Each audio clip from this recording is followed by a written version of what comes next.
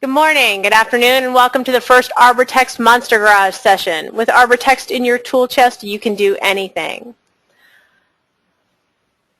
This morning, we have Lynn Hales. We're very lucky to have Lynn today. Lynn is a longtime member of the Arbortext community.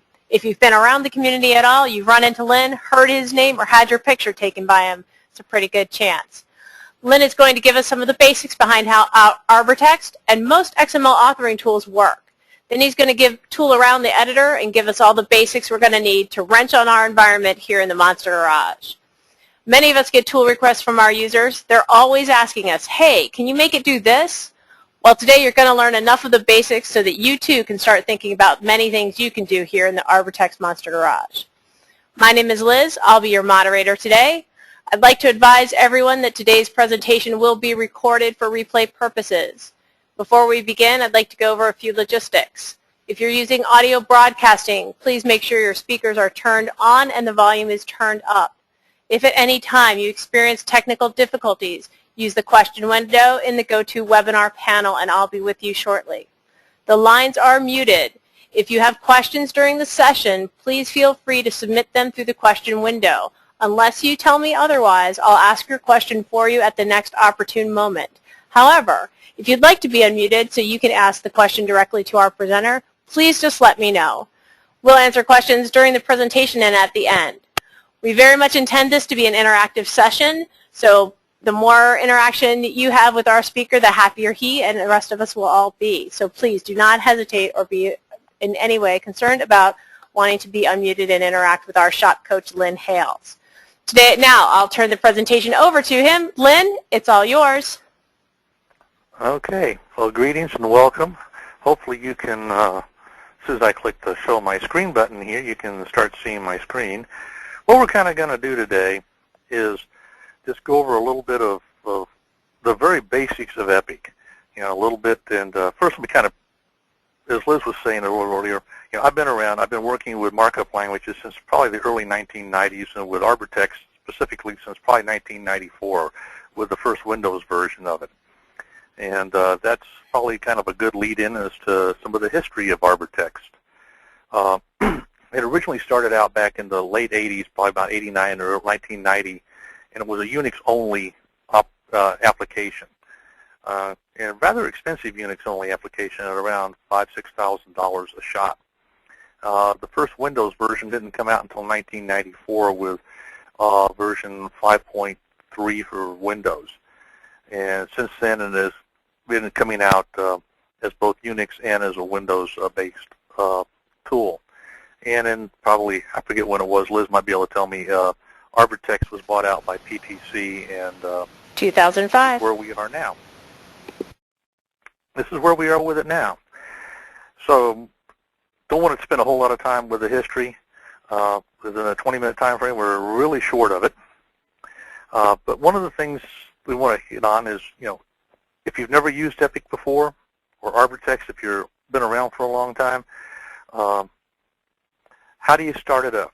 Well, there's about 3 different ways you can do it.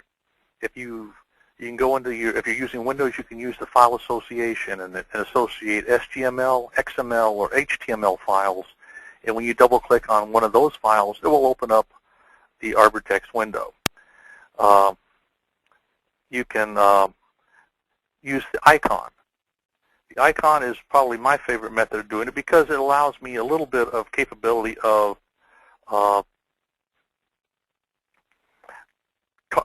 being able to customize my my window. And what you can see here in the target, and hopefully you can see it all because I have not had an opportunity to resize my screen this afternoon. We had a little problem with the other computer I was working on, and I had to make a mad dash over to my laptop. So I apologize if it's really small for you. But if you, Lynn, you might want to move things up to the upper left-hand corner. That will help. Okay. Is that better? But you can see that we can just use the executable, and then there's some command line codes. Now these command codes are part of the some of the things you can customize with Epic if you go into the help and are working with it pretty much on your own. And we'll go into some of the ACL codes maybe in another session a little bit later on down the road. Another way of doing it is to go into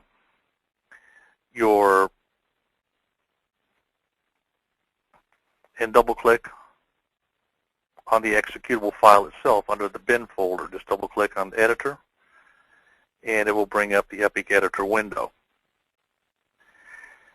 And the last way is kind of a combination of any of the above. If you're using a third-party application, something like a database management system, and this is usually going to be managed by some system administrator, is it will customize and open up Epic as you work through the third-party application.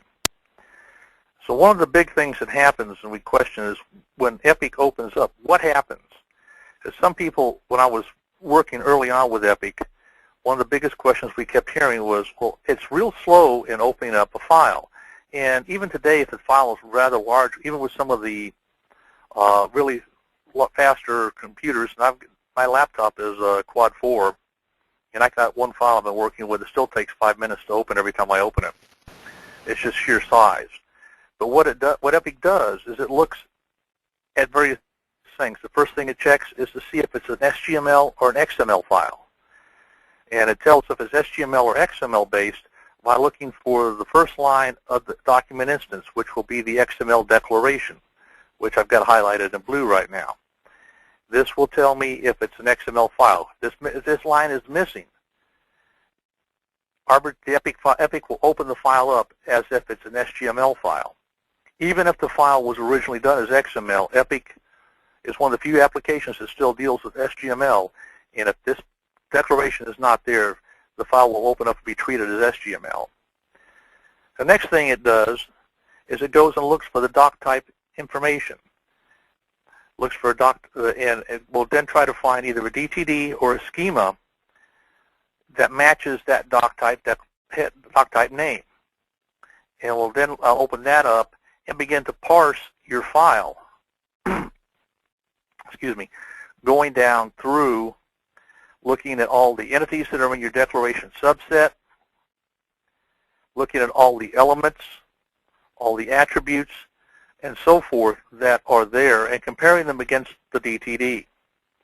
And this can, on a large file, can take quite a while. So just bear with it. It will open up and will give you, get your file to you as soon as it can. This particular file that I've got open is a fragment of a file, and this is something that Epic supports and very few of the other applications tend to. And this is an HTML open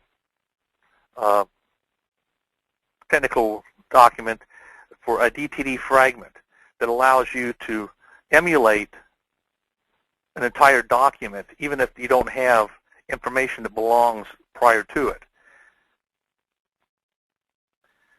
And as Epic opens, it's checking for two major things. It's checking the context of the document to make sure that it is in compliance with the DTD or schema that you're using, and it's looking for what Epic calls completeness errors. This is things like missing required attributes, little things that do not really impact the document per se, but will slow down your processing until you do it. And with some XSL processors, you actually have to have a document that has no errors in it at all, whether contextual or completeness. So once Epic has got that opened, and we're going to go ahead and open up an Epic instance here, and the way I open it up through this, I have it customized to do a lot of work for me. So we will open up the same file I just opened, and you begin to see it come up, and it will also apply a screen FOSSI. If you don't have one that's developed that tries to give you the various and sundry things of your elements, your formatting, it will use a default FOSSI. But Epic is also one of the last of the applications that still really use the old MIL PRF 28001 formatting output specification instance for output, although Epic also supports for output the use of their style sheets and XSL FO or XSLT. This is using a FOSSI that I kind of wrote about 8 or 9 years ago. I'm still working with Department of Defense publications, so bear with this. And we're ready to move in and see what some of the things that EPIC can do. I'm going to run across primarily the toolbar, the menus and the toolbars. The file menu is pretty much a common Windows file open, with the exception of the save as SGML or save as HTML. Because if it's whatever file type it is, it can save it as another one of the markup language file types as best it can. Under the edit, and this is almost exclusively Windows-based, excuse me, EPIC-based, except for the undo. And well, basically all these down to the cut and paste are Windows-based, but everything else from beyond is unique to EPIC. You can actually delete, if it's legal, an element. You can change element information. If there's an element that is allowable to be changed, it'll bring up a little window for you. You can do simple things like change case, select element contact or select an element. And you'll also notice on many of these that there's a keyboard shortcut that you can use, like Control-E if you want to select an element. So if I wanted to select just the element, I hit Control-E, it would select everything inside that particular start to end tag. The find function. This is a pretty robust set of tools here. And there are two different find features in here. You have a find and replace, which is the Control-F, which will look for text in your document. But it does not look for elements like an element name like the element seal. If you have something you want to go to specifically, you know what it is, you can do that as well. And it will bring up a window that allows you to choose what you're looking for. The other find that it has is a find tag or attribute panel. And you would type in a tag name that you were looking for, and it would take you to that particular tag. And it has to be the full tag name. And once you get to it, it will give you a list of all the elements that you have, and you can select from it to get the correct one you're looking for. Kind of keep those in mind. And with the find tag attribute, you can also put in attribute names on a particular tag and a value and narrow your search down even more so. The view, another EPIC unique. It allows you to do various things like expand and collapse elements, select how you view it. One of the things that EPIC will tend to do, and I have tended to turn it off, is what they call the document map. By selecting this, you can have different views. And in one of your toolbars, you can set your screen up to be a double screen. This is actually the EPIC default. But I'd gotten so used to working with it before EPIC introduced it, I just typically don't use the document map. You can select the toolbars that you want to have visible. An edit toolbar, which is the very first one. The markup toolbar, which is the lower one. You can have a table toolbar, and there's an actual set command in the preferences, which we'll get to in just a couple of minutes, that will allow you to turn this on or off only if you're inside an actual table. You can adjust your font size. You can show your tables as either a table in almost a WYSIWYG mode or table as markup. And sometimes you may want to display the table as markup if you're having a problem with something. And EPIC will also default the table to markup if there is a problem with the table. You can set up how you want this to view with full tags, partial tags, or no tags. Although that makes it kind of difficult to realize where you are unless you're working inside the document map, which will help you get to the right place. The insert allows you to insert markup, but insert markup can also be done from one of the toolbars. You can insert textual symbols either as a ISO character entity or as a Unicode character entity. different sections. You can insert comments, bookmarks, quick mark, files, and file references. And if you're working with a really large file, being able to insert a file reference is really a very beneficial thing, because this allows people to work on multiple sections of a large document and only bring it together when you're ready to process it. Your entity values allows you to show textual entities, file entities, which we just talked about a second ago, and graphics.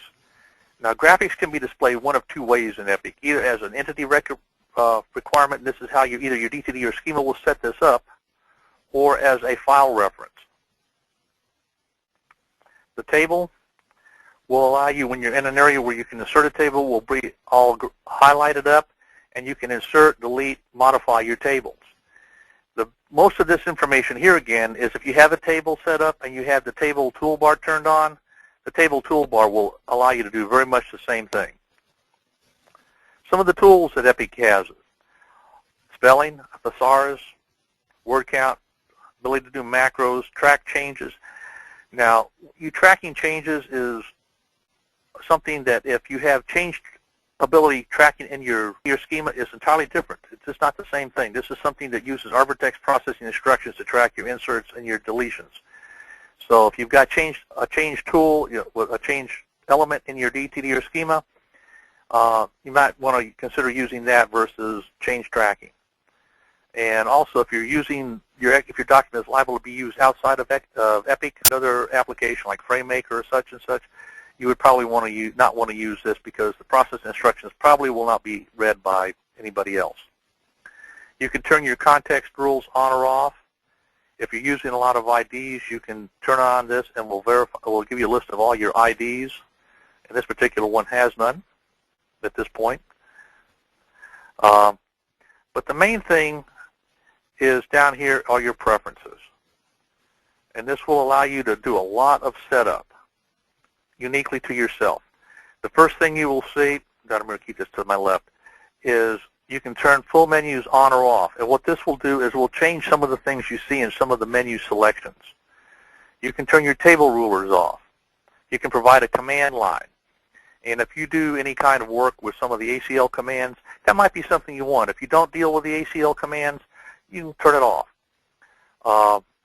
The table toolbar, like I said, you have an option of being able to turn it on when and only when you're inside a table. You can set colors for different things, for your tags. You can work with a file comparison and set colors up. Now, these are the default colors. I haven't ever touched those. So if you think they're kind of ugly, well, you can change them. Things you can do with the edit window. You play around with those, find out what they do. It'll allow you to do things like set up force required attributes. So if you put an element in that has a required attribute, the Modify Attributes panel will pop up. And basically what that would be is if there's a attribute, the Attributes panel window like this would show up. And this would actually happen for a graphic because the board no attribute is required. So if I put a new graphic in, it would work. They come up. You can select where you want your files to be located. Now, some of these you really need to leave alone because they are part of the EPIC application, but you can append to it as you like. If you have the publishing engine, you can put in publishing engine information. I don't happen to have a copy. You can set up an autosave function as to how often you want to save the file in case you have a network problem or computer crashes. You don't lose a lot of work. You can select your dictionaries, identify user information, and so forth. The big thing is down here at the very near the bottom, you have an Advanced tab. And this gives you a whole long list, and I'm not even going to slow down so you can try to read any of it, of set commands that you can do that will allow you to have a little more control. Now, I will give you one word of advice with this. If you're working through a third-party application on a network and have an administrator that knows what they're doing, they may curtail some of this capability to you, because it may change and impact things that of how the database management system works or an in-process works.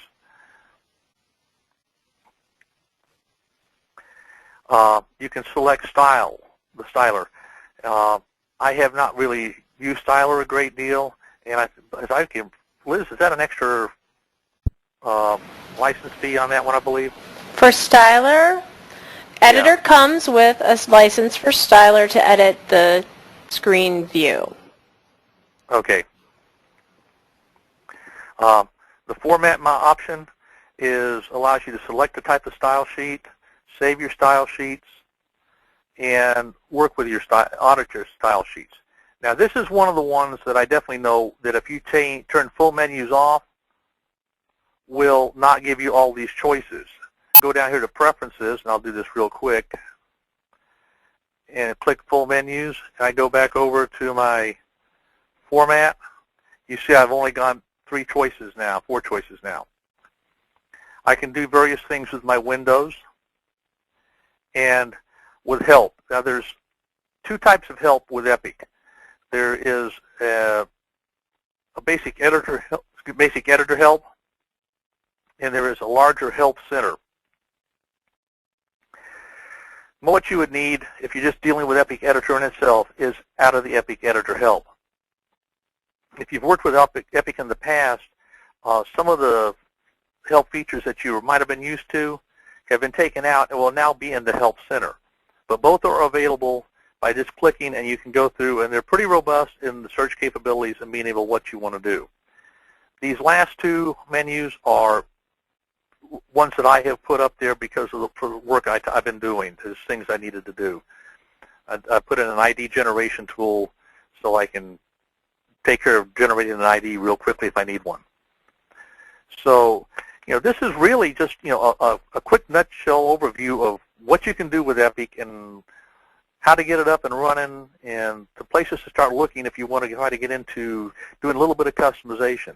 Some really heavy customization, you need to know a little bit more about ACL, and that's going to be a session later on in the program that we'll talk a bit more about how to use ACL and what it can do for you. So at this point, I will open it up to any questions, comments. Hi, Lynn. Thanks for all of that. Just wanted to make a little reference for everybody who's listening. Arbortext Editor used to be known as Epic Editor. That's Lynn's been around a long time, so he talks about it as Epic, but that's an earlier name. The reason now Epic. It used to be Arbortext. That's right. It used to be Epic because it was Arbortext with the company. It's now Epic. No, now it's Arbortext Editor product line. So we've got one question for you, Lynn. Here we go. Okay. Below is the default list of editor processing instructions I can insert into my XML doc. How can I create my own processing instruction and put it into this list?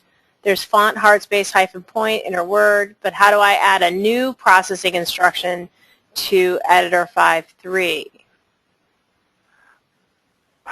We got Brandon on the line. There are ways to go into the menu and that you can add to it, but it's really kind of more of an ACL-based question. I can show you what the menu, it's at editmenu.cf under the Epic menu. Hang on a sec. Oops. Don't want to do that. And if I can find where we've got it here. But you can do it by going into, just do a search for a file called Edit Menu CF under the Epic folder, wherever you have it defaulted to. And there should be a capability in there of, look for the processing instructions that will give you a sub-command. If you understand some of the ACL behind it, you should be able to code it in and put in the type of processing instruction thing that you would like. Another way just to put a processing instruction is to have an ASCII editor open and type your processing instruction in and just paste it into your XML instance. All right, let's see if that answers the question. Brandon, did you have anything to add? I guess no. Okay. And he says, okay, thanks. One other question is about the name again also. So it's Cortext Editor. Previously, before Arbortext was acquired, it was Arbortext was the company, and this was Epic Editor. Publishing engine was known as E3, and I think that the Advanced Print Publisher was known as 3B2. Before it was Arbortext Epic Editor, it was known as Adept Editor, and that's why the mailing list right now is called Adepters.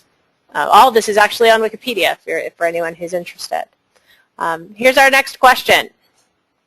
Okay. I'm a freelance indexer interested in using Arbortext for my XML indexing. I understand that I can generate an index and view it within Arbortext. How do I? Okay. Arbortext can do an index, and I think what I would recommend on this one is go into the help files and look on, especially the help center, and look how to do an index, because it is rather complicated. And I think, Liz, you're giving us contact information out, right? If you've got a question, yes, how to work with it, I really kind of wouldn't mind working with them offline to give them an idea a little bit of how to do it. I think it's really beyond, an intro thing, how to do an index right at this point. They're difficult, but I can understand why you'd want to do it. But it's a touchy thing to do. But Epic can do it on the fly if you have the proper tags in your DTD or schema. Matter of fact, I might have a file down here someplace that we actually did with did an index with. So the index is mostly done through the style sheet, right? As long as the DTD supports it? It's done through both tagging, right, and then the tags are done with worked with through Epic to generate the index. Right. And so, like I say, it's kind of a so it's really not just any one little thing you've got to do. It's a combination of several things. Make sure you've got the proper tags, and also make sure that you have the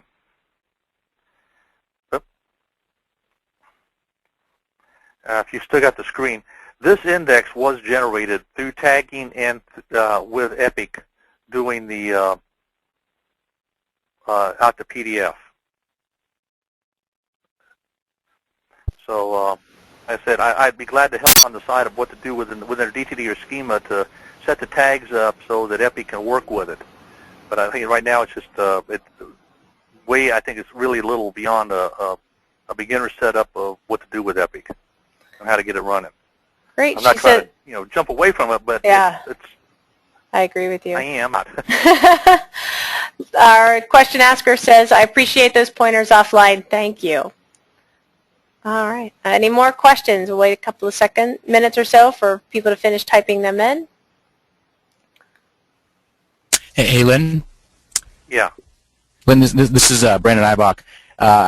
Regarding the question about PIs earlier, do you still have an editor window open there? Yeah. Can you put that up for a second? I think I can point them in the right direction. Go ahead and position the cursor somewhere where we can insert one in there. And okay. Go to the insert markup on the menu there. Yep.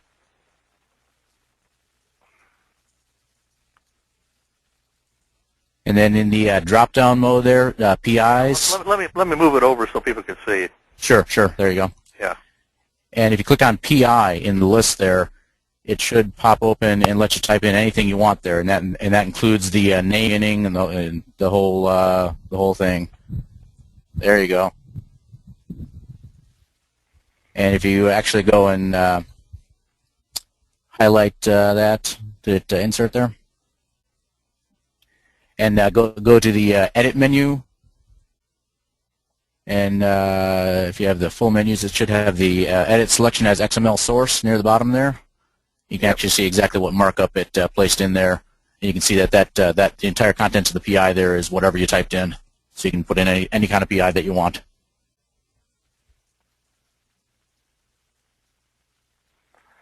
So hopefully that addressed the question from earlier. Yeah, the big thing to remember for this is if you're working with XML, you have to have it with a question mark, where if it's HTML, the trailing question mark isn't required. Right. If you do it through that technique there, it should take care of the details on the markup for you. Yep. Yeah. Yep. Great. So thanks for that. That was great. We got one more question. Yeah. The other way to do it would be like something like this.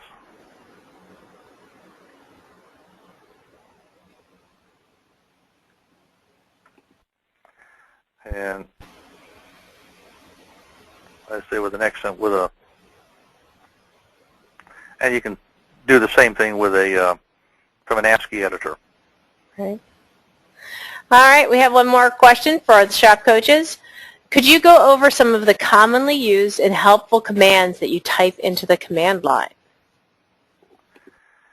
Oh.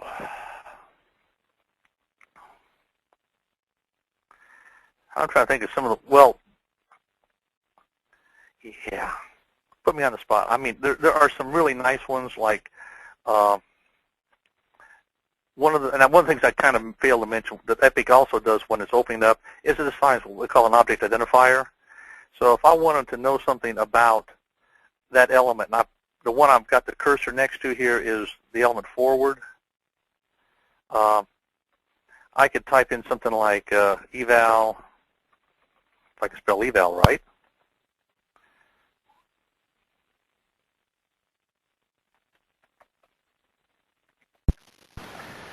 And what that would do is it would give me an evaluation when it tells me what the object identifier is for that this particular element. Now, but that really doesn't help a lot with, you know, because those are just some numbers. But what I could do is take on a couple of another command, like OID name, find out. Of course, you obviously know what that you're there in that particular element. But there's some other ones like OID, and I have to use the Eval. Eval will bring up the window for you.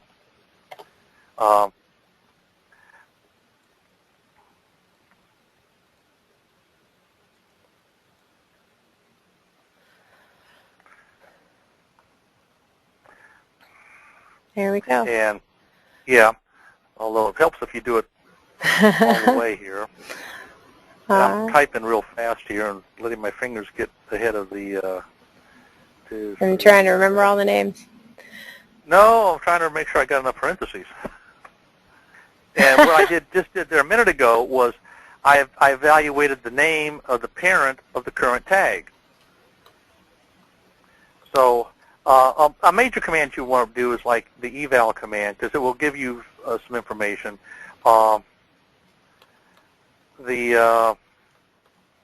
If you wanted to know something like, are you inside a specific tag, I could type up eval and use the inside underscore tag and function. And if I come up with a 1, then I'm inside that particular tag, and it will go all the way up to the root tag. So if you are, any parent that you want to see, if you're inside of, you could find out that. Trying to think if there are any of the other.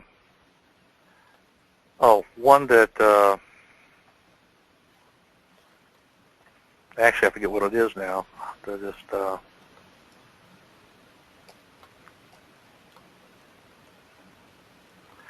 There's an eval array that will do what I just brought up. Yep.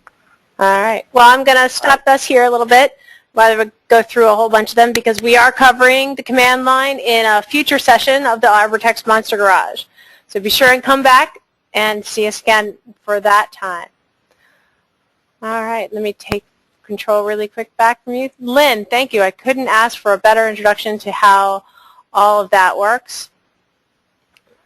You are Glad to do it. Fabulous Monster Garage shop coach. Okay, so once again, here we go. Can we see my screen? Yep, there we go. All right, in the meantime, here's Lynn's contact information. If you want to reach out to him on the side or offline, he knows all kinds of things, and he is here to help, as all our shop coaches are. Just real quick before we go, here's a small list of all of the things available for the Arbortext community. These are in this first row. You can see on the chart here that we maintain. This is the list that we keep here at Single Sourcing. Most of these are all free resources. Some are services that we provide. There's Arbortext mailing lists that have been around since the late 90s. We maintain an open source code repository, a blog at dataxml.org, and run an advisory line for the times that you're stuck, need a quick answer, and can't wait for the mailing list. We have a blog, a podcast, development services, mentoring, and keep community picture stream on Flickr. We're on Facebook, Twitter, LinkedIn, Squidoo, and YouTube, and answer questions on the PTC community pages, present at PTC World Live, and participate in the technical committees. And we provide the administrative and logistical support for the virtual Arbortext PTC user group that meets monthly on a Saturday. Again, if you want the complete list, just go to the URL at the bottom. And thank you all for coming to the Arbortext Monster Garage today. See you next time.